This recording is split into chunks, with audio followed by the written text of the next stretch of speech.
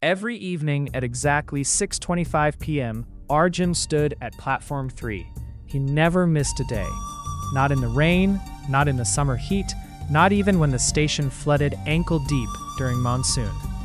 People noticed him, the quiet man in a pale blue shirt, holding a small paper cup of chai, looking toward the arriving trains like he was waiting for someone who mattered more than time itself.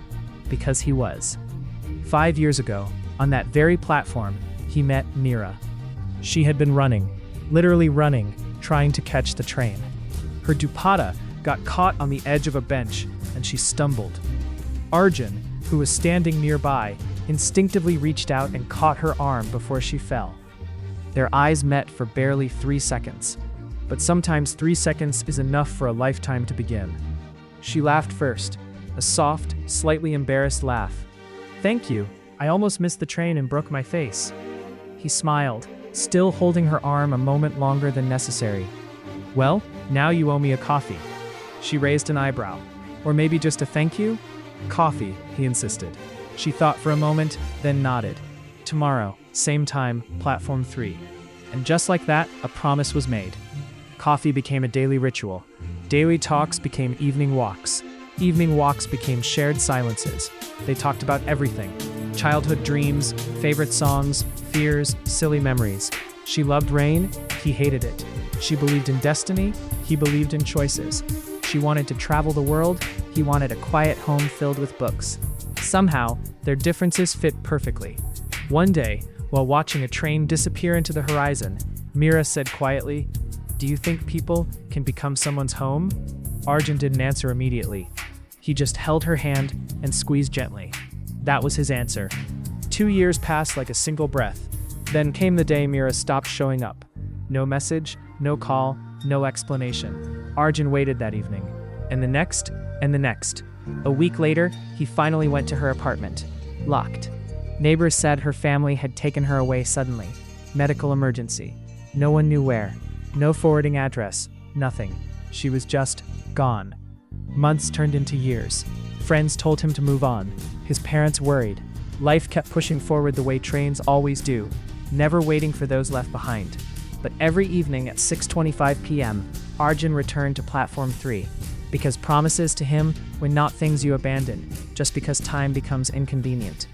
On the 5th anniversary of the day she vanished, the sky was heavy with rain clouds.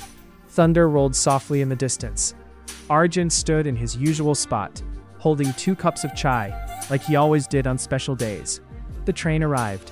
Passengers stepped out. Crowds moved. Noise filled the air. And then someone tapped his shoulder. He turned. For a moment, his heart forgot how to beat. Thinner, paler, a faint surgical scar near her collarbone. But her eyes, those same warm, glowing eyes, were exactly as he remembered. He couldn't speak. She smiled softly, tears already forming. "I told you, tomorrow. Same time, Platform 3. His voice finally returned, trembling. 5 years, Mira. Where were you?" She took a slow breath. "Heart failure. Sudden. I collapsed one morning. Emergency transplant. Complications. Recovery. Isolation. My parents moved me abroad for treatment. I wasn't allowed stress or emotional attachments." She paused. "I wrote letters, hundreds of them, never sent them. I was afraid if I came back and you had moved on, it would break what little strength I had." Arjun's eyes filled. "So why come back now?" She stepped closer. "Because I survived.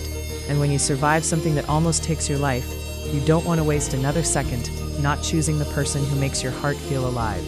Rain began to fall, softly at first. "I came back," she whispered, "hoping you might still be here, even if it was foolish." Arjun let out a quiet, broken laugh. "I've been here every day." Her lips trembled. "You waited 5 years?" He looked at her like the answer was obvious. "You said tomorrow." The rain poured harder. People rushed for shelter. Announcements echoed through the station, but they stood still, just looking at each other, just breathing the same air again. Slowly, gently, Arjun placed the second cup of chai in her hands, still warm, just like the love that had never cooled. Years later, people would still see them at Platform 3, older now, often sitting side by side on the same bench where her dupatta once got caught. Sometimes they spoke, sometimes they didn't, but every evening at 6:25 p.m., they shared chai and watched trains come and go, Because love, they had learned, is not about grand moments. It's about showing up again and again and again.